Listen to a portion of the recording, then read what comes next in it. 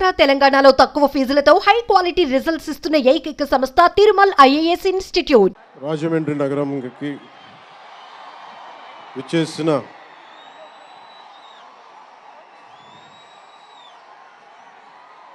Cinema అభిమానులందరికీ, తెలుగు హీరోల అభిమానులందరికీ, ప్రత్యేకించి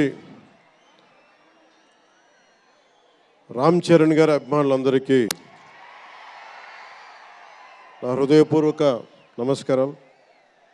ఇక్కడికి విచ్చేసిన ఆసీనులైన విశిష్ట అతిథులందరికీ మనస్ఫూర్తిగా నా హృదయపూర్వక నమస్కారాలు. ఆంధ్రప్రదేశ్ నలుమూలల నుంచి విచ్చేసిన ప్రజానీకానికి నా హృదయపూర్వక నమస్కారాలు. దీనిని ప్రసార మాధ్యమాల్లో చూస్తున్న ఆశేష ప్రజానీకానికి కూడా నా హృదయపూర్వక నమస్కారాలు. పత్రికాధిపతులకి, పాత్రికేయులకి, యూట్యూబ్ ఛానల్స్కి, అన్ని సోషల్ మీడియా వీక్షిస్తున్న ప్రతి ఒక్కరికి కూడా నా హృదయపూర్వక నమస్కారం. అలాగే పవన్ కళ్యాణ్ అభిమానులకు కూడా నా హృదయపూర్వక నమస్కారం.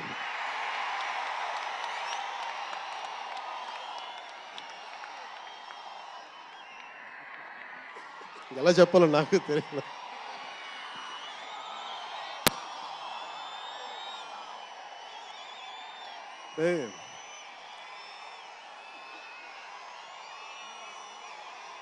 ఎక్కడి నుంచి వచ్చామో మర్చిపోకూడదు కదా.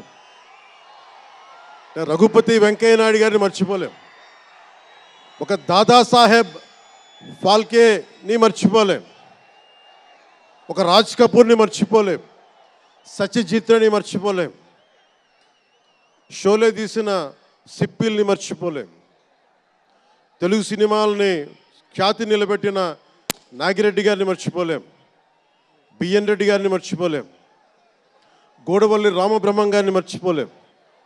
ఈ రోజున ఇంతమంది వేదిక పైన శంకర్ గారు లాంటి నిష్ణాతులు, మహానుభావులు ఉన్నారు అంటే, సూర్య గారు లాంటి నటుడు, దర్శకులు ఉన్నారంటే మేము మూలాలు మర్చిపోకూడదు. తెలుగు చిత్ర పరిశ్రమ పెద్దలందరికీ గుర్తు చేసుకుంటూ, తెలుగు జాతికి పేరు తెచ్చిన ఎన్టీ రామారావు గారికి మనస్ఫూర్తిగా ఆయనని గుండె లోతుల్లోంచి ఆయనకి స్మరించుకుంటూ, అలాగే పవన్ కళ్యాణ్ ఉన్నా, రామ్ చరణ్ ఉన్నా, ఏ హీరోలు ఉన్నా కానీ దానికి మూలం మెగాస్టార్ చిరంజీవి గారు. మీరందరూ గేమ్ చేంజర్ అనొచ్చు, ఓజీ అనొచ్చు. ఆ మూలాలు ఎక్కడో మారుమూల ఒక చిన్న పల్లెటూరులో, కుగ్రామంలో, మొగల్తూరు అనే కుగ్రామంలో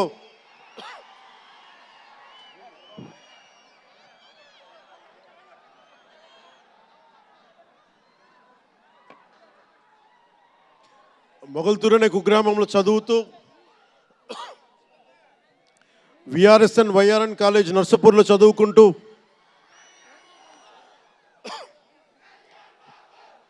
ఇవన్నీ ఇలాంటిదే మీరు అనాలంటే ఆద్యుడు ఆయనే.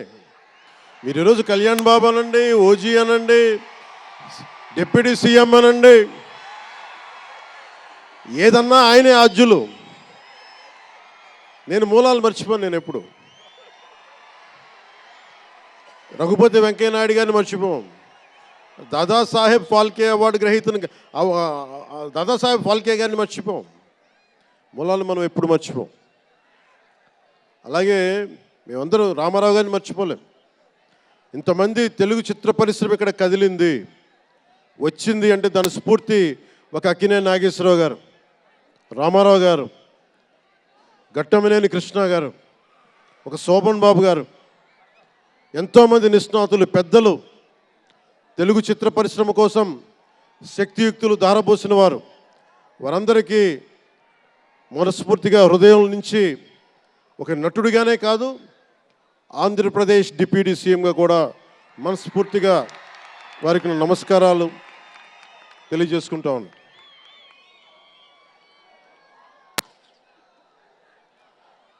ఈ రోజున ఈ వేదికకి ఇంత బలంగా తెలుగు చిత్ర ఒక ఫిలిం ఓపెనింగ్ ఇక్కడ ఒక సినిమా ఫంక్షన్ ఇక్కడ చేసుకోగలిగామంటే కూటమి ప్రభుత్వం అనుభవజ్ఞుడైన నాయకులు శ్రీ నారా చంద్రబాబు నాయుడు గారు, గౌరవ ముఖ్యమంత్రి శ్రీ నారా చంద్రబాబు నాయుడు గారు, ఆయన ఆశీస్సులు, ఆయన సహకారం, ఆయన నిరంతర మద్దతు ఈ రోజున ఇక్కడ ఇంత అద్భుతమైన సభ జరుపుకోగలుగుతున్నామంటే గౌరవ ముఖ్యమంత్రి గారికి ప్రత్యేకించి రాజమండ్రి హృదయం నుంచి ఆయనకి నా కృతజ్ఞతలు తెలుపుకుంటా ఉన్నాను. అలాగే ఒక ఫంక్షన్ చేస్తున్నామంటే హోమ్ మినిస్టర్ అనిత గారికి కూడా నా హృదయపూర్వక ధన్యవాదాలు తెలియజేసుకుంటా ఉన్నాను. స్టేట్ డీజీపీ గారికి నా హృదయపూర్వక ధన్యవాదాలు. జిల్లా ఎస్పీ గారికి, జిల్లా అధికార యంత్రాంగానికి, జిల్లా కలెక్టర్ గారికి, ప్రతి ఒక్కరికి పేరు పేరున గత 2 రోజులుగా 4 రోజులుగా కష్టపడి మన పర్మిషన్స్ అన్నీ ఇచ్చి ఈ సభను విజయవంతం చేసే నేపథ్యంలో కష్టపడిన ప్రతి ఒక్క అధికారులందరికీ కూడా ప్రత్యేకించి ధన్యవాదాలు. అలాగే వేదిక పైన ఉన్న శ్రీ కందులు దుర్గేష్ గారికి, గౌరవ మంత్రివర్యులు పిడుగు హరిప్రసాద్ గారు, ఎమ్మెల్సీ, మమ్మల్ని ఇన్ని రకాలుగా ఆయన, మీకు తెలుసు కదా గోరట్ల బుచ్చి చౌదరి గారి గురించి, ఆయన్ని పట్టు విడవరు ఆయన, మనం వదలాల్సిందే పట్టు. అలాంటి గోరంట్ల బుచ్చయ్య చౌదరి గారికి మనస్ఫూర్తిగా నా హృదయపూర్వక నమస్కారాలు. అలాగే యువరక్తంతో రాజమండ్రి రాజకీయాల్లో ప్రజలకి నిరంతరం సేవ చేద్దామని చేస్తే ఆదిరెడ్డి వాసు గారికి నా హృదయపూర్వక నమస్కారాలు. అలాగే నిరంతరం గత పాలనలో ఒత్తిళ్లు ఎదుర్కొని బలంగా నిలబడ్డ రాజనగరం ఎమ్మెల్యే శ్రీ బత్తుల బలరామకృష్ణ గారికి, అలాగే కె శ్రీనివాసరావు గారికి, గౌరవ ఎమ్మెల్యే, వారికి నా హృదయపూర్వక నమస్కారాలు. అలాగే Kakinada Urban Development Authority chairman Shri Tummala Babu గారికి నా హృదయపూర్వక నమస్కారాలు.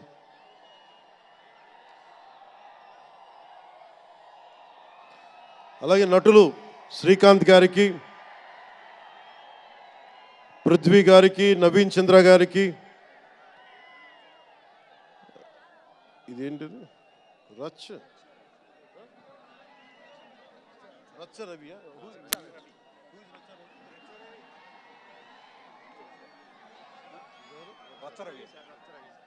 రచ్చ రవి గారికి, రామ్ జోగేష్ శాస్త్రి గారికి, కాసరాల శ్యామ్ గారికి, అనంత్ శ్రీరామ్ గారికి, బుర్రా సాయి మాధవ్ గారికి, ఇక్కడ ఉన్న అంజలి గారికి, అలాగే మ్యూజిక్ డైరెక్టర్ తమన్ గారికి, నాకు చాలా తక్కువ సినిమాలు నేను థియేటర్కి వెళ్ళేవాడిని.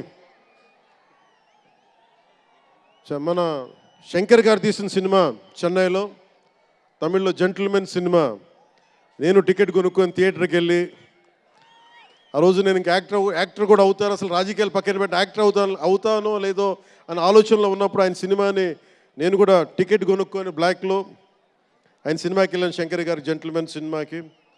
అలాగే ప్రేమికుడికి కూడా ఎవరు లేక తోడుకి మా అమ్మమ్మని తీసుకెళ్ళాను ప్రేమికుడి సినిమాకి.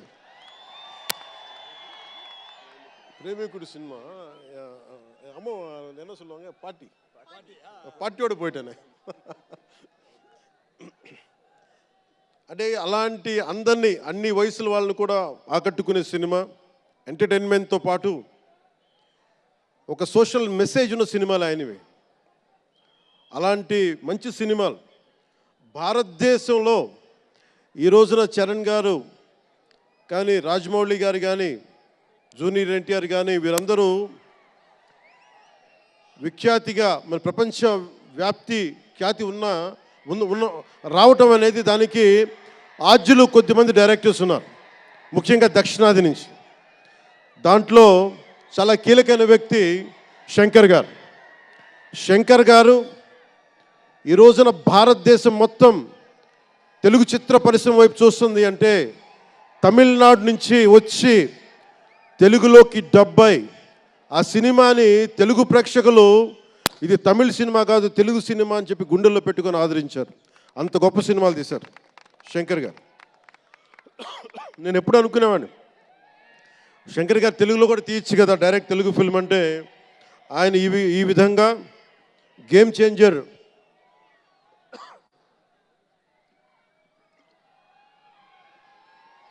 చేంజర్ సినిమాని పూర్తిగా తెలుగులో తీసి మిగతా భాషల్లో డబ్ చేసే క్రమంలో రిలీజ్ చేస్తుంది. మనస్ఫూర్తిగా వారికి నా ధన్యవాదాలు.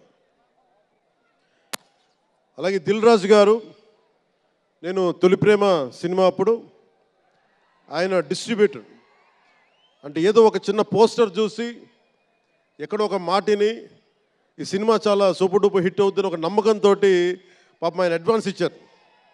అలా స్టార్ట్ అయిన వ్యక్తి. మేము వకీల్ సాబ్ నా నిర్మాత కూడా అయినా. ఎలాంటి నిర్మాత అంటే నేను బాగా కష్టాల్లో ఉన్నప్పుడు డబ్బులు లేవు నా దగ్గర, పేరు ఉంది కానీ డబ్బులు లేవు, మార్కెట్ ఉందో లేదో తెలియదు. అలాంటి పరిస్థితుల్లో వచ్చి వకీల్ సాబ్ అనే సినిమా నాతో తీసి ఈరోజు జనసేన పార్టీ నడపడానికి ఇంధనంగా పనిచేస్తుంది వకీల్ సాబ్ సినిమా. దాని నిర్మాత దిల్ రాజు గారు. సో మనస్ఫూర్తిగా వారికి నా ధన్యవాదాలు. అలాగే రామ్ చరణ్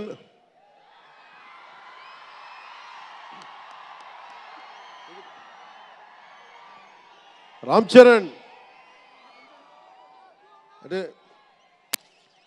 నేను రామ్ చరణ్ ఉన్నప్పుడు నేను పుట్టినప్పుడు నేను ఇంటర్ ఎప్పుడు చదువుతున్నాను. ఇంటర్ చదువుతున్నప్పుడు నాకు అన్నయ్యకి అబ్బాయి పుట్టాడని చెప్తే ఇంట్లో నామకరణం చేశారు. నామకరణం చేసినప్పుడు మా నాన్నగారు పెట్టిన పేరు మా ఇంట్లో అందరికీ ఆంజనేయ స్వామి పేరు రావాలి, మా ఇంటి దైవం అని. రామ్ చరణ్కి రాముడి చరణాల దగ్గర ఉండేవాడు ఎవడో హనుమంతులు, ఆంజనేయ స్వామి. నిత్యం బలం ఉండి కూడా వినయ విధేయతలతో ఉండే వ్యక్తి ఆంజనేయ స్వామి.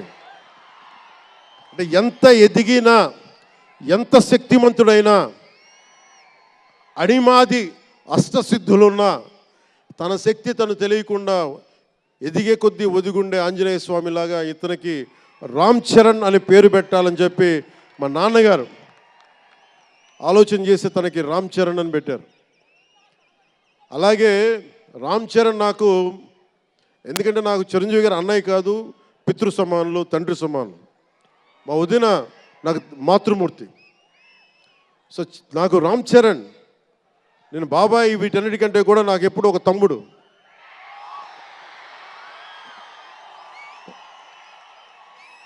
చిన్నప్పుడు బాగా ఏడిపించేవాడిని, నేను ఇంకా బద్ధకంగా ఉండేవాడిని.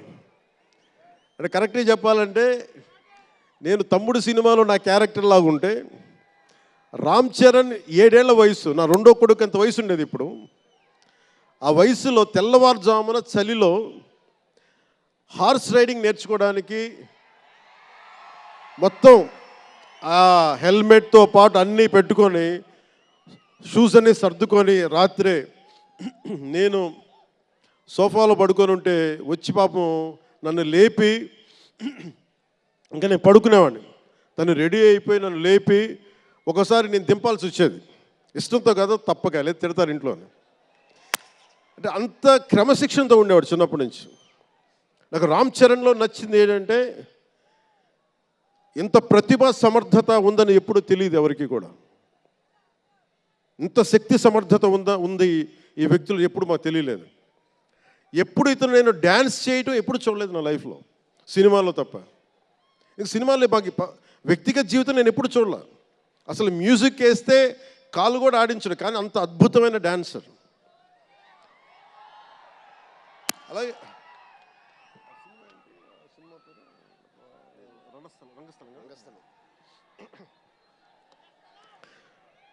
రంగస్థలం గురించి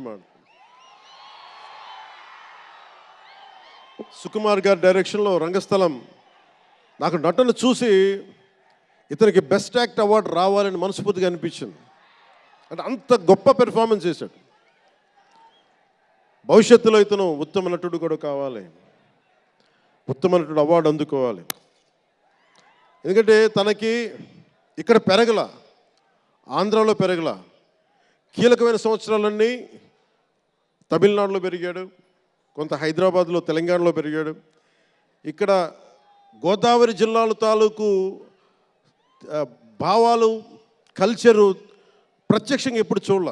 అవన్నీ తెలియకుండా ఆ క్యారెక్టర్లో ఇమిడిపోయి కొన్ని తరాలుగా గోదావరి తీర ప్రాంతంలో పుట్టిన వ్యక్తిగత యాక్ట్ చేసిన విధానం చూస్తే నాకు అమితంగా నాకు నచ్చింది. అంటే అంత గొప్ప నటుడు ఉన్నాడు. చిరంజీవి గారి వారసుడు అలా కాకపోతే ఇంకెలా ఉంటాడు? చిరంజీవి గారికి తగ్గ వారసుడు. తండ్రి మెగాస్టార్ అయితే కొడుకు ఏమవుతాడు? గ్లోబల్ స్టార్ అవుతాడు.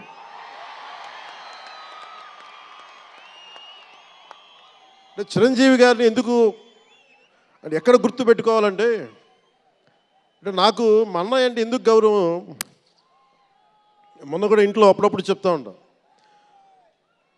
ఆయన ఒక మొగల్తూరు నుంచి వచ్చిన వ్యక్తి, ఎవరు ఆధారం లేరు. మీరు ఇంతమంది లక్షల మంది ఇక్కడ ఉన్నారు, జనం ప్రజలందరూ ఉన్నారు. మనకు ఎవరో ఒకళ్ళు ఉండాలి అని అనుకోకట్లా, మీకు మీరే ధైర్యం. మీరు అనుకుంటే మీరు సాధిస్తారు. గుండె లోతల్లో నుంచి నేను సంకల్ప బలం ఉండి దానికి తగ్గ పట్టుదల, కార్యదక్షత ఉంటే మెగాస్టార్ చిరంజీవి గారిలాగా ఎలా సాధించగలరో ప్రతి ఒక్కరూ మీరు కోరుకున్న దాంట్లో సాధించగలరు. అంటే ఆయన ఒక్కడు పెరిగి మా అందరికీ ఆశ్రయం ఇచ్చాడు, ఊతం ఇచ్చాడు. ఆయన ఊతం వల్లే నేను ఈ రోజున మీ అందరికీ కూర్చొని మారుమూల ప్రాంతాల్లో భయపడడానికి, అందరూ భయపడే రోడ్లకి వెళ్ళగలుగుతున్నాను, రోడ్లు వేయడానికి. అంటే ఆ మూలాలు చిరంజీవి గారు మాకు నేర్పించింది. అంటే ఇది ఎందుకు చెప్తున్నానంటే, నేను చిరంజీవి గారిని ఎంత కష్టపడేవారు ఆయన కష్టపడి బయటికి వచ్చి ఇంటికి వస్తే నేను అర్ధరాత్రి పూట వెయిట్ చేసేవాడిని అక్కడ సోఫాలో పడుకున్నాను హాల్లో. మా అన్నయ్య గారు ఎప్పుడు వస్తారు, ఆయన ఎంత కష్టపడేవారంటే కనీసం వచ్చి షూలు ఇప్పుకోవడానికి అసలు శక్తి ఉండేది కాదు. అలిసి సొలిసి ఒళ్ళు కుమిలిపోయి, అంటే ఏమంటుందని అసలు కందిపోయి దెబ్బలు తిని, ఎందుకంటే అప్పుడు సేఫ్టీ మెకానిజం లేదు. మన గుండా షూటింగ్ టైంలో మన ఏదో అనకాపల్లి వెళ్తుంటే ఇక్కడే చిరంజీవి గారు చేశారని ఎవరు ఆయన సన్నిహితులు చెప్తా ఉంటే, ఆ పడిపోయి ట్రైన్ కింద యాక్సిడెంట్లో కాలు ఫ్రాక్చర్ అయ్యి, అలాంటి ఒక సేఫ్టీ లేని పరిస్థితులు ఆయన చేస్తూ ఇంటికి వచ్చేటప్పటికి మాకు చేయగలిగేది ఏంటంటే, మాకు గిల్టీగా ఉండేది. తమ్ముడు సినిమాలో నేను ఎలా ఉండేవాడిని, ఆకతాయిగా తిరుగుతా, అలా నాకు అలా అనిపించేది నా జీవితం. అలా లేననుకోండి, కానీ మా అన్నయ్య వచ్చేటప్పటికి ఏదైనా చేద్దామని తపంతో పాపం ఆయన సాక్స్ తీస్తే కాళ్ళు వాచిపోయాయి. ఆ షూ కూడా వచ్చేది కాదు, చెమటతో తడిచిపోయేది. ఆయన షూలు తీసి ఆయన పాదాలు తుడిచి అది చేస్తే మాకు ఒక చిన్నపాటి ఉపశాంతి మాకు లభించేది. ఎందుకంటే ఇంత కష్టపడుతున్నాడు ఇంతమంది కోసం అనేది. అంటే అలాంటి కష్టాన్ని చూసి పెరిగాడు రామ్ చరణ్. అందుకే ఇది ఎందుకు ఆయన గురించి చెప్తున్నానంటే, మేము ఎప్పుడూ దీన్ని అహంకారంగా తీసుకోవాలి. మెగా అభిమానులు ఇలాంటి పదాలు మేము ఎందుకు మాట్లాడమంటే, ఇక్కడ అందరి హీరోల అభిమానులు ఉన్నారు. జూనియర్ ఎన్టీ, మీరు అందరు సినిమాలు చూస్తారు. రామ్ చరణ్ ఒక సినిమాని ఎక్కువ ఇంకొక హీరోని ఇష్టపడచ్చు, ఒక హీరోని ఎక్కువ ఇష్టపడచ్చు. జూనియర్ ఎన్టీఆర్ గారిని ఇష్టపడతారు, అల్లు అర్జున్ గారిని ఇష్టపడతారు, అలాగే ఒక ప్రభాస్ గారిని ఇష్టపడతారు. ఇంకా హీరోస్ పేర్లు అందరూ చెప్పి ఒకసారి మర్చిపోయి. ఘట్టంనేని మహేష్ గారిని ఇష్టపడతారు. అంటే నేను ఎందుకు అందరి హీరోల క్షమించాలి అందరి హీరోల అభిమానులను పేరు పేరున నేను సమయం తక్కువ ఎక్కువ మంచి అందరి హీరోలు పేరు పేరున చెప్తున్నాను. చిన్న చిత్తగా అట్లని చెప్పట్లా. ఎవరైనా సరే ఏ స్థాయి హీరోలైనా సరే వారు ప్రత్యేకించి అభిమానులు ఉంటారు. నాని గారు ఉన్నారు, ఆయనకి ప్రత్యేకించి మా ఇంట్లో చాలామంది అభిమానులు ఉన్నారు. మా సిస్టర్ చాలా నచ్చుతారు మా చెల్లికి నాని గారి సినిమాలు. ఇలాగా మా ఇంట్లో అందరికి కూడా మా చిరంజీవి గారు మాకు నేర్పించింది ఒక హీరోని ద్వేషించే పని మాకు తెలియదు. మాకు చిన్నప్పటి నుంచి మా జీవితంలో కళమా తల్లి సాక్షిగా చెప్తున్నాం, ఎప్పుడు కూడా మా ఇంట్లో ఈ హీరో సినిమా పోవాలి మేము ఉండాలి మా ఇంట్లో ఎప్పుడు లేదు. అసలు ఆ సంస్కృతి మా ఇంట్లో లేదు. అందుకు మేము అందరం బాగుండాలని కోరుకుంటాం. ఎందుకు బాగుండాలని కోరుకుంటామంటే సర్వే జనం సుఖినో భవంతు అని చెప్పి మా నాన్న నేర్పించిన ఇది మాకు సంస్కృతి. అది మేమే బాగుండాలి వాళ్ళు బాగుండకూడదు అనుకుంటే ఎకానమీ తిరగాలి, అందరి దగ్గర డబ్బులు ఉండాలి, అందరూ బాగుండాలని కోరుకుంటాం. అలాంటి పరిస్థితుల్లో అలాంటి వాతావరణంలో పెరిగాం. రామ్ చరణ్ అలాంటి వాతావరణంలో పెరిగిన వ్యక్తి. నాకు చాలా గర్వంగా ఉంటుంది, చాలా ఆనందంగా ఉంటుంది. అతని హార్స్ రైడింగ్ చూస్తే మటుకు నాకు చాలా అసూయ వస్తుంది. నాకు చాలా తక్కువ సందర్భాల్లో నాకు అసూయ వస్తాయి. మొన్న ఈ మధ్యన అరకుకి వెళ్ళినప్పుడు గిరిజన ప్రాంతాల్లో ఉన్న సోదరులను చూసి ఆ పచ్చని చెట్ల మధ్య వాళ్ళ జీవన విధానాన్ని చూసి నాకు అసూయ వచ్చింది. అలాంటి అసూయ రామ్ చరణ్ని చూస్తే నాకు మగధీరలు అనిపించింది. ఎంత అద్భుతంగా చేస్తున్నాడు అతను. చిన్నప్పుడు నేను కూడా నేర్చుకొని ఉంటే ఇలా ఇంట్లో కూర్చొని కాళ్ళు బాగా జాపుకొని కూర్చోకుండా పుస్తకాలు కాకుండా ఇంకేదైనా చేస్తుంటే నేను ఇంత అద్భుతంగా చేసేవాడిని అనిపించేది. ఆ పట్టుదలతోటి నాకు హార్స్ రైడింగ్ నేర్చుకోలేదు జీవితంలో. ఇప్పుడు గబ్బర్ సింగ్ సినిమాకి నాకు హార్స్ రైడింగ్ పెట్టారు. అందరూ ఏమనుకున్నారంటే పవర్ స్టార్ అంటే అన్నీ వచ్చేసి అనుకున్నారు. నాకు తెలియదు అయ్యింది. హార్స్ రైడింగ్ అని చెప్పారు. ఓకే అని గుర్రం చూపించారు నాకు. అది కచ్ రాష్ట్రం గుజరాత్లో. గుర్రం దగ్గరికి వెళ్ళా. సార్ ఏం లేదు దౌడు తీసుకుంటే గ్యాలప్ మీద వచ్చేయాలంటే ఓకే షూర్ అన్నాను, డెఫినెట్గా వచ్చేస్తానన్నా. కింద పడితే ఏమవుతానో నాకు తెలియదు. సార్ నాకు ఒకటి తెలుసు, తెగింపు తెలుసు. గుర్రం దగ్గరికి వెళ్ళి చెప్పా, దానికి చెవిలో చెప్పాను, నాకు హార్స్ రైడింగ్ రాదు. వీళ్ళందరూ నన్ను ఎక్స్పెక్ట్ చేస్తారు నేను చాలా గొప్ప హార్స్ రైడర్ అని. అంటే హీరో అంటే అన్నీ తెలియాలని అనుకుంటారు. నాకు తెలియదు హార్స్ రైడింగ్. దానికి ఒక పంచదార ముక్కను చిన్న క్యారెట్ పెట్టా, జాగ్రత్తగా తీసుకెళ్ళి నాకు వదిలేవాను. పాప ఆ గుర్రం అది నన్ను ఎంత అద్భుతంగా తీసుకెళ్ళిందంటే అది మీరు చూసారు ఆ సీన్లో. నేను అందరినీ మోసం చేశాను ఆ సినిమాలో. నాకు హార్స్ రైడింగ్ రాకుండా సినిమా వరకే హార్స్ రైడింగ్ వచ్చినా కదా.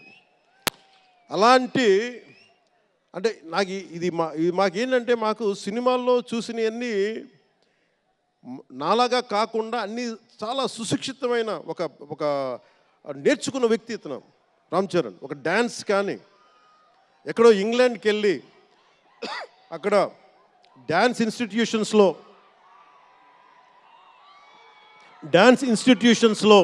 డ్యాన్స్ నేర్చుకొని ఇవన్నీ వచ్చిన వ్యక్తి. అలాగే ఈ సినిమా ప్రత్యేకించి చాలా సోషల్ మెసేజ్ ఉన్న సినిమా నాకు అర్థమవుతోంది. పొద్దున్నే ట్రైలర్ చూశాను, గేమ్ చేంజర్ ట్రైలర్. చాలా అద్భుతంగా ఉంది, చాలా బాగా ఆడుతుంది అని చెప్పి మనస్ఫూర్తిగా అందరికీ అభినందనలు తెలియజేసుకుంటూ, ప్రత్యేకించి శంకర్ గారికి నాకు మనస్ఫూర్తిగా అభినందనలు తెలియజేసుకుంటూ, అలాగే తెలుగు చిత్ర పరిశ్రమకు సంబంధించినంత వరకు ఇది ఓజీ గురించి చెప్తాను, లాస్ట్లో చెప్తాను.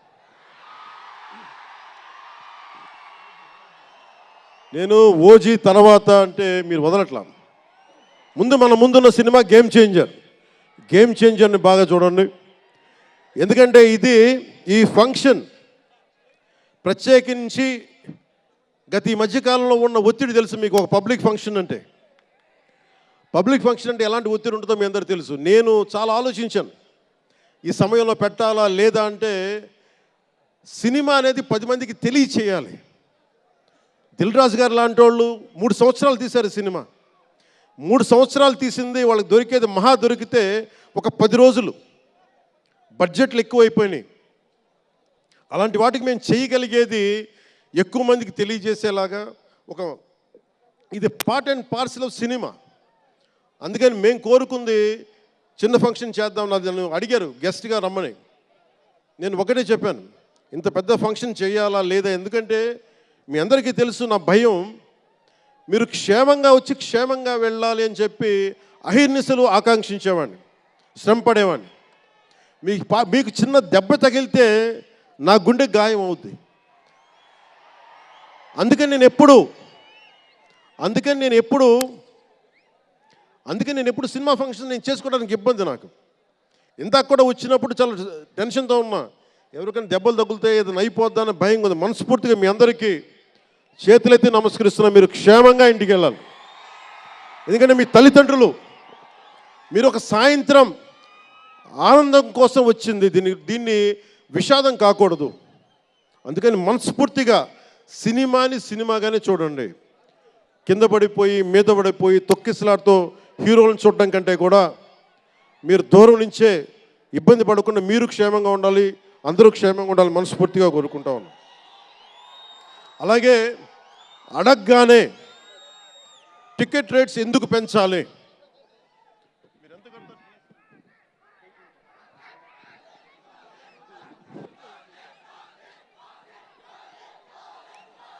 టికెట్ రేట్స్ ఎందుకు పెంచాలి అని చాలామంది అడుగుతూ ఉంటారు.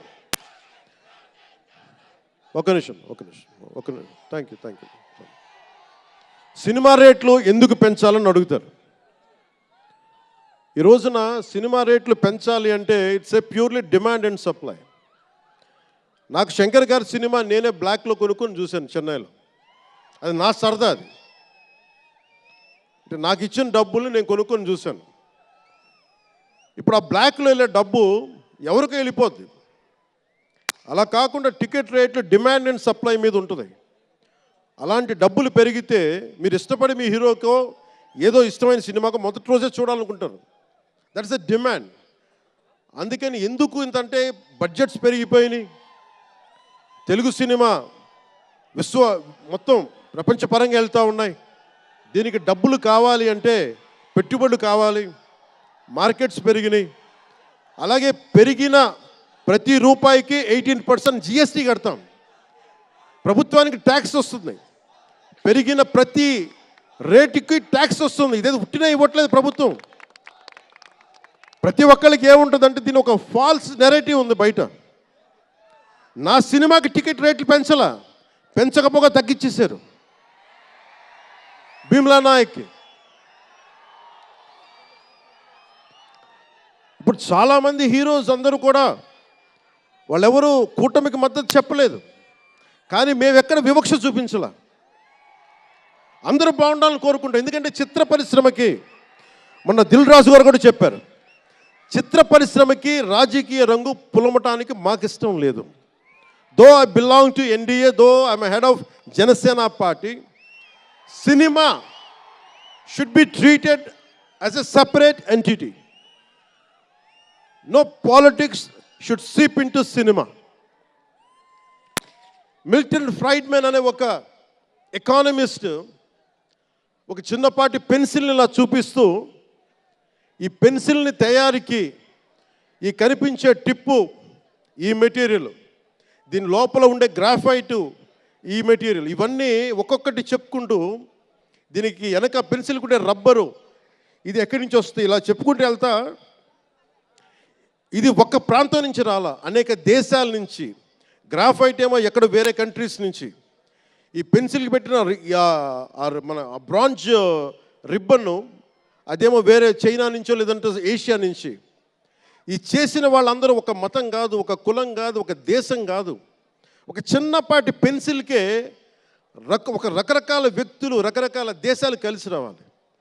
అలాంటిది ఇంత సినిమాకి శంకర్ గారు తమిళియన్, మనకి దిల్ రాజు గారు ఫ్రమ్ తెలంగాణ.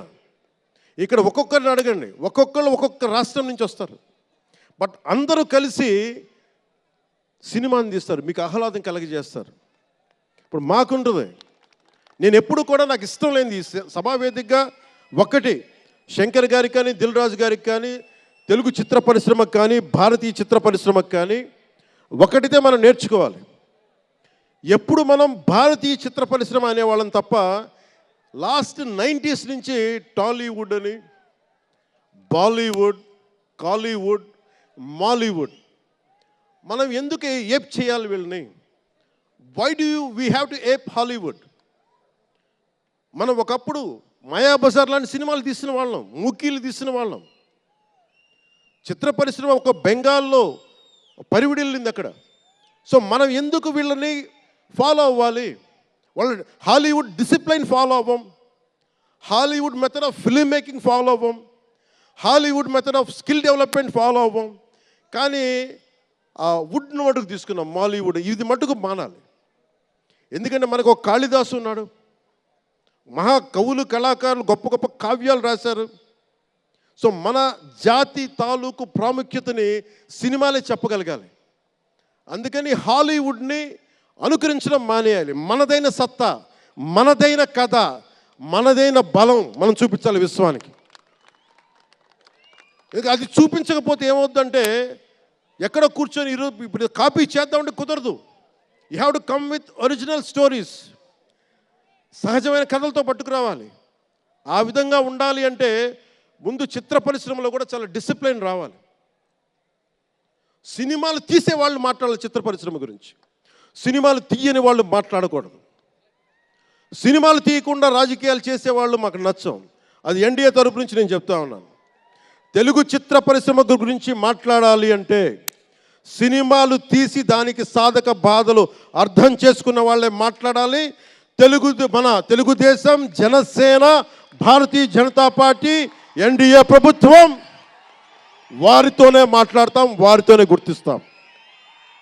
అలాగే చాలాసార్లు సినిమా టికెట్ల కోసం హీరోలకి పనేంటి, హీరోలు ఎందుకు రావాలి, అది మాకు ఇష్టం లేదు. మహా అయితే నిర్మాతలు రండి, ఒక ట్రేడ్ బాడీ రండి, మీ యూనియన్ రండి, మేము అది ఇచ్చేస్తాం. అంతేగాని హీరోలు వచ్చి మాకు నమస్కారాలు పెట్టాలి,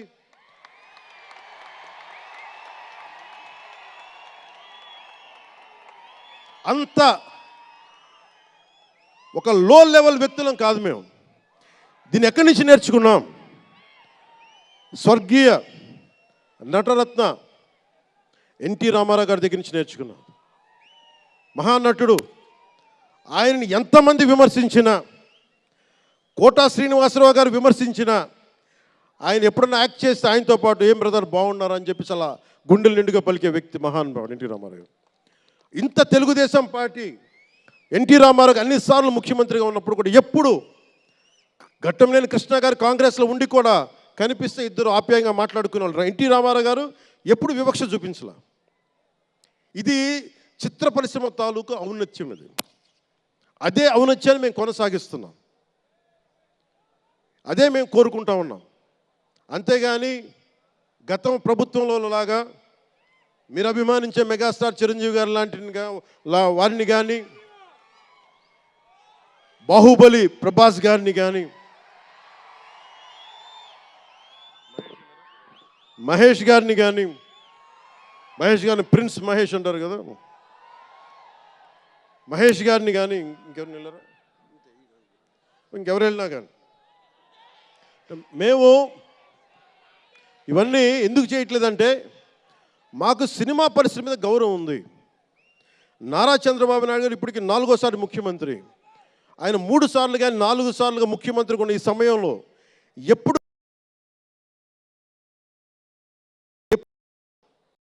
ఆయన తెలుగు చిత్ర పరిశ్రమను ఇబ్బంది పెట్టలేదు.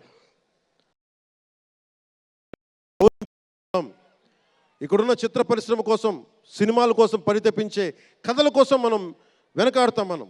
మన కథలు కావాలి. సినిమా జీవితంలో లేని సినిమాల్లో వెతుక్కుంటాం. మనం జీవితంలో దొరకని న్యాయాన్ని సినిమాలో న్యాయం దొరికితే తృప్తి పడతాం. ఒక్కటి సినిమా తీస్తే ఎందుకు చూస్తాం మనం? శంకర్ గారి డైరెక్షన్లో అరే మన జీవితంలో మన ముఖ్యమంత్రి ఇలా ఉంటే బాగుంటుంది అనుకుంటాం. ఆ కథని, ఆ భావాన్ని సినిమాగా తెరకెక్కిస్తే అది బాగుంటుంది.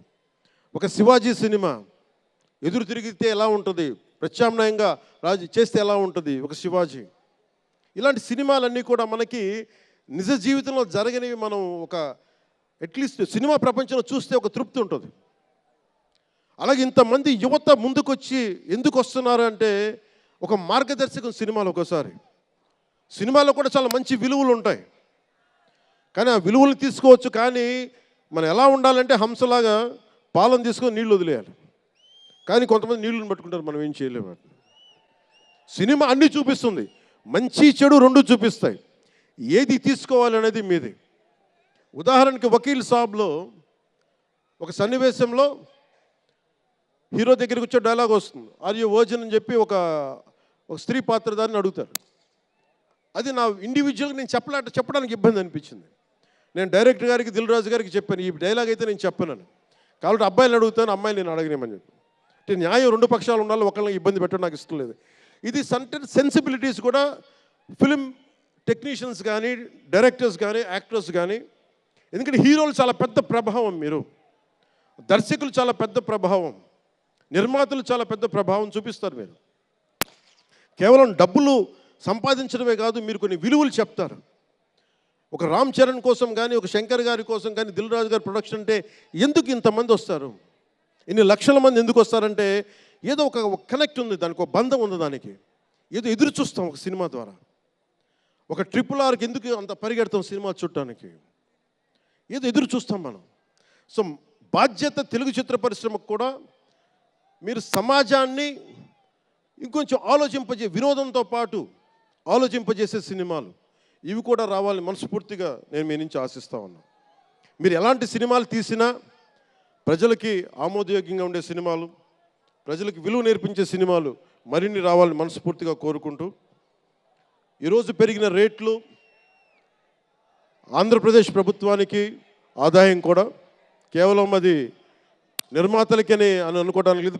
పెరిగిన ప్రతి రూపాయికి 18% GST వస్తుంది. అది ప్రజలందరికీ కూడా ఈ సందర్భంగా నేను తెలియజేస్తా ఉన్నాను.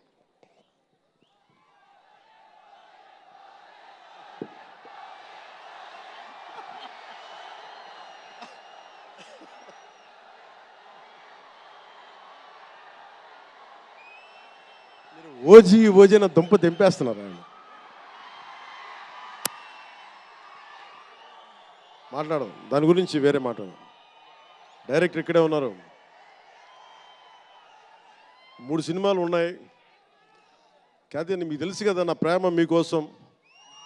ఓజీ సినిమా కంటే నా భవిష్యత్తు మీకు ముఖ్యం, నాకు ముఖ్యం మీ భవిష్యత్తు కోసం ఇలా ఉండిపోయాను. అందుకని ప్రత్యేకించి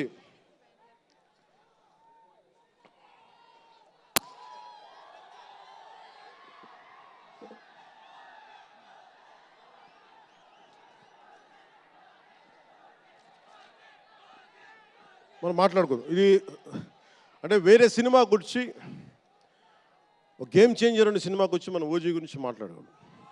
ఓజీ కోసం వచ్చినప్పుడు ఓజీ గురించి మాట్లాడాలి. అందుకని ప్రత్యేకించి ఆంధ్రప్రదేశ్ రాష్ట్ర ప్రభుత్వం తరపున గేమ్ చేంజర్ సినిమాకి, గేమ్ చేంజర్ దర్శకులు శంకర్ గారికి, గేమ్ చేంజర్ నిర్మాతలు దిల్ రాజు, లక్ష్మణ్, శిరీష్ గారికి, అలాగే గ్లోబల్ స్టార్, మెగాస్టార్ తనయులు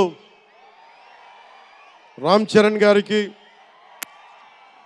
నా హృదయపూర్వక శుభాకాంక్షలు తెలియజేసుకుంటూ, ఇక్కడ ఉన్న మంత్రివర్గ సభ్యులకి, సహచర శాసనసభ్యులకు, ప్రతి ఒక్కరికి నా హృదయపూర్వక నమస్కారాలు. అలాగే నా మిత్రుడు, నాకు సన్నిహిత మిత్రుడు SJ సూర్య, உங்க பற்றி சொல்லிட்டே இருந்தேன் சார், உங்க பற்றி சொல்லிட்டே இருந்தேன் தந்தி டிவியில், நீங்கள் எனக்கு எவ்வளோ பிடிக்குன்னு சொல்லிட்டே இருந்தேன். ఈయన ఏ మేరా జహా అని పాట పెడతానంటే మీరు అమ్మాయిలతో డ్యాన్స్ చేయాలి సార్ అంటాడు. నేను అంటాను దేశభక్తి చెప్పాలి. మా ఇద్దరు గొడవైంది.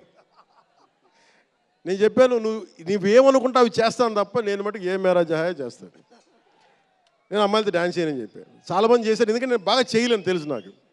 దానికి ఏదో కూర్చుని పాపం నా మాట, మా ఇద్దరికి అలా మంచి ఫ్రెండ్స్, స్నేహం మా ఇద్దరి మధ్య, గంటలు మాట్లాడుకుంటాం. ఈ మధ్య కుదరట్లేదు. సో గ్రేట్ యాక్టర్, మంచి దర్శకుడు కాదు, ఎక్స్ట్రాడినరీ డైరెక్టర్. నా కోపం ఏంటంటే డైరెక్షన్ వదిలేశాడు. ఎప్పుడు పైన విటిట్ నీ direction. You are such a fantastic and fabulous director. And okay, that's fine. ఆయన డ్రీమ్ ఏంటంటే I want to be an actor అనేవాడు. ఇప్పుడు హీ ఫుల్ఫిల్, ఆయన సాధించుకున్నారు, అందరి మనసులు దోచుకున్న నటుడయ్యారు. మనస్ఫూర్తిగా వారికి నా అభినందనలు తెలియజేస్తా ఉన్నాను. అలాగే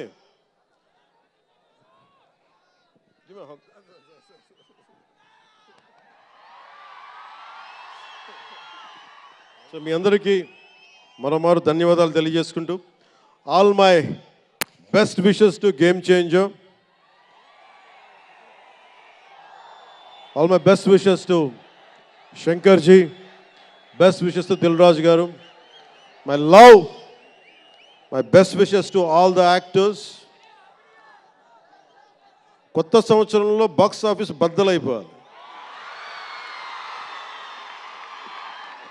నేను ఇలాంటి మాటలు మాట్లాడు, నా సినిమాకి నేను మాట్లాడను.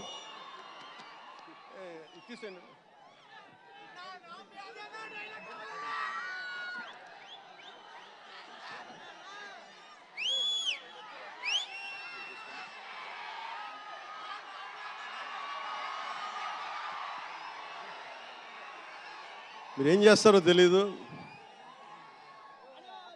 మగధీరుడు అల్లూరి సీతారామరాజుగా మొత్తం జీవించేశాడు. అందరి తోటి నటుల మీద అమితమైన ఇష్టం చూపించేవాడు. అందరికీ ఫ్రెండ్ రామ్ చరణ్, అందరి హీరోలకి చాలా గౌరవంగా ఉండేవాడు. సంవత్సరానికి 100 రోజులు మా నాన్న ఏ పేరు మీద ఏం తలుచుకొని పెట్టాడో తెలియదు, కానీ 100 రోజులు, సంవత్సరంలో 365 రోజులు, కనీసం 100 రోజులు అయ్యప్ప స్వామి మాల అంటాడు, ఆంజనేయ స్వామి మాల అంటాడు. ఎందుకురా చేస్తామంటాను అప్పుడప్పుడు. క్షమించాలి రామ్ చరణ్ గారు, రే అంటున్నందుకు. పర్లేదు కదా.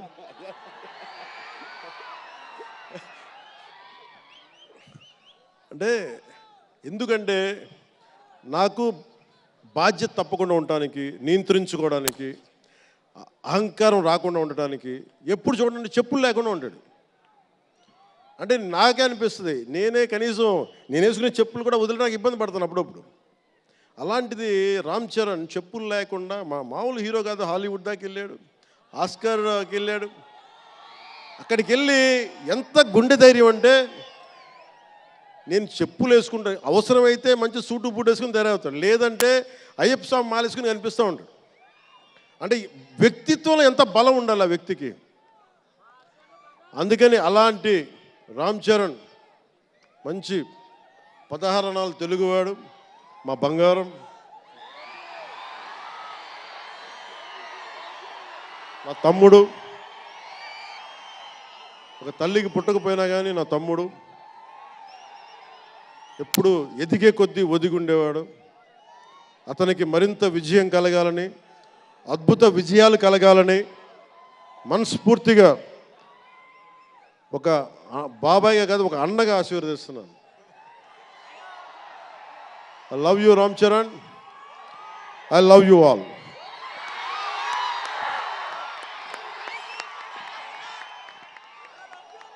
నేను ఒకటే కోరుకుంటున్నా, యువత మీ అందరికీ మాట్లాడుతూ ఉన్నా, మీరు బైకుల్లో మీరు చేసే గోల్ ఉంటుంది చూసారా మీరు. నేను మొన్న మాట్లాడుతూ ఉన్నా, ఇప్పుడు ఈ ఫంక్షన్ లేదు, సినిమాలు లేవు, ఏం చేస్తారు చెప్పండి. ఉద్యోగాలు ఉపాధి కూడా కానీ టైం పడుద్ది. కనీసం సినిమాకి వెళ్ళి చొక్కా దించుకొని అరవకపోతే, బైకులు తీసుకొని అవి సైలెన్సర్ దాన్ని ఆ యాక్సిలేటర్ పెంచకపోతే ఆ ఎనర్జీ ఎటు వెళ్తుంది. అందుకే ఒకటే చెప్పాను, దిల్ రాజు గారికి చెప్తా ఉన్నా, మీరు తెలంగాణ ఫిల్మ్ ఫెడరేషన్ ప్రెసిడెంట్ కదా, మీరు ఆంధ్రప్రదేశ్ని చిన్న చూపు చూడకండి. అదొకటే నేను కోరుకుంటా ఉన్నా. నేను ఆ 2 కళ్ళు అని నేను నమ్మను, కానీ మీరు తెలుగు చిత్ర పరిశ్రమని అటు తెలంగాణలోను ఇటు ఆంధ్రాలోను 2 చోట్ల అద్భుతంగా ఉండాలని కోరుకుంటా ఉన్నాను. ముఖ్యంగా ఆంధ్రప్రదేశ్ యువతకి, మీరు ఇంతమంది యువతను చూస్తూ ఉన్నారు, వీళ్ళకి స్టంట్ స్కూల్స్ పెట్టండి. మా వాళ్ళు బైక్లు వేసుకొని తిరుగుతూ ఉంటారు, గోల్ చేస్తూ ఉంటారు. ఒక మంచి స్టంట్ స్కూల్ పెట్టండి. గోదావరి జిల్లాలోనూ, రాయలసీమలోనూ, మా కడపలోనూ ఎక్కడో చోట ఒక 2-3 స్టంట్ స్కూల్స్ పెట్టండి. మా వాళ్ళకి స్కిల్ డెవలప్మెంట్ ఇవ్వండి. మాకు ఒక స్క్రీన్ ప్లే ఎలా రాయాలో మా వాళ్ళకి చెప్పండి. ఒక రాజమౌళి గారు వచ్చి చెప్పమని చెప్పండి. త్రివిక్రమ్ గారిని వచ్చి క్లాసులు తీసుకోమని చెప్పండి మా వాళ్ళకి. ఒక తమన్ లాంటి మనకి మ్యూజిక్ దర్శకులు కానీ,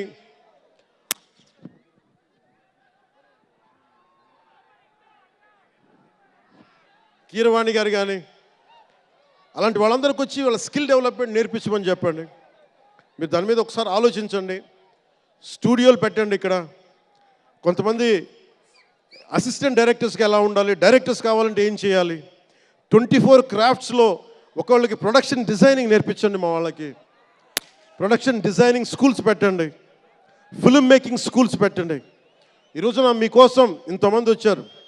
మీరు తిరిగి ఇవ్వగలిగేది మీకోసం రేట్లు పెంచాం. ముఖ్యమంత్రి గారు మీకు అండగా ఉన్నారు, చంద్రబాబు నాయుడు గారు. మేమందరం మీకు అండగా ఉన్నాం. తెలుగు చిత్ర పరిశ్రమని మీ ద్వారా మేము కోరుకునేది ఇంతమంది యువతున్నారు. వీరికి మీ ద్వారా కొంత ఉపాధి కల్పించండి. నేను సినిమాని మాట్లాడుతుంటే నేను టీవీని ఎప్పుడు వదలలేదు. టీవీ మీడియంని చిన్న తెర అనుకుని, చిన్న తెర పెద్ద తెర ఉండదు. తెర చిన్నదైనా పెద్దదైనా ఒకటే మాకు.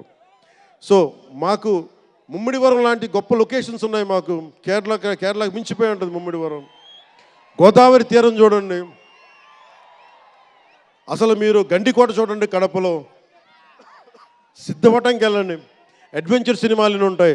అటు వెళ్తే మీరు పార్వతీపురం వెళ్ళండి, మన్యం ప్రాంతం అద్భుతంగా ఉంటుంది. మీరు లొకేషన్స్ని ఎక్స్ప్లాయిట్ చేయండి. ఇక్కడ అందరికీ మేము సౌకర్యాలు కల్పిస్తాం. మా దుర్గేష్ గారికి కూడా చెప్తా ఉన్నాను, మనకి కూర్చొని ఇక్కడ టూరిజం డెవలప్ చేయాలి. అందుకని మీకు తెలుగు చిత్ర పరిశ్రమకి ఆంధ్రప్రదేశ్ ప్రభుత్వం అండగా ఉంటుందని తెలియజేసుకుంటూ, మీకోసం ఒళ్ళు వంచి పనిచేస్తానని తెలియజేసుకుంటూ, మరోమారు మనందరికీ ఇష్టమైన రామ్ చరణ్కి గుండెల నుండి శుభాకాంక్షలు తెలియజేసుకుంటూ, శంకర్ గారికి మరోమారు కృతజ్ఞతలు తెలియజేసుకుంటూ, దిల్ రాజు గారికి ఇద్దరికి అభినందనలు తెలియజేసుకుంటూ, నటీనట వర్గానికి ప్రతి ఒక్కరికి అందరికీ ధన్యవాదాలు తెలియజేసుకుంటూ, మీ అందరూ క్షేమంగా ఇంటికి వెళ్ళండి. ఇంట్లో అమ్మా నాన్నని అడిగానని చెప్పండి. నాకంటే వయసులో పెద్దవారైన ఎవరన్నా ఉంటే వారికి నా పాదాభివందనాలు తెలియజేయండి. మీరు 2 చేతులైతే దండం పెడుతున్నా, క్షేమంగా క్షేమంగా క్షేమంగా ఇంటికి వెళ్ళండి.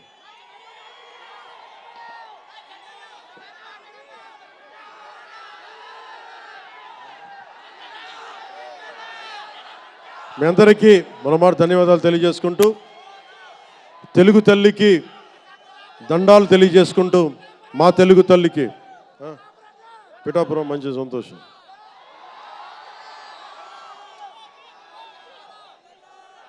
అలాగే మీ అందరికీ ధన్యవాదాలు తెలుపుకుంటూ, ఏ దేశం ఎగినా ఎందుకు కాలినా పొగడరాని తల్లి భూమి భారతిని అంటే సభ ఆరంభంలో మాట్లాడలేకపోయాను. నాకు జన్మనిచ్చిన నా నేల నేను దండాలు పెట్టుకుంటూ, నాకు దేశభక్తిని నింపిన నా భారతదేశానికి జై జైలు చెప్తూ సెలవు తీసుకున్నాను. అందరూ క్షేమంగా ఇంటికి వెళ్ళండి. మనస్ఫూర్తిగా ఇక్కడికి వచ్చిన ప్రతి ఒక్కరికి పేరు పేరున ధన్యవాదాలు తెలుపుకుంటూ,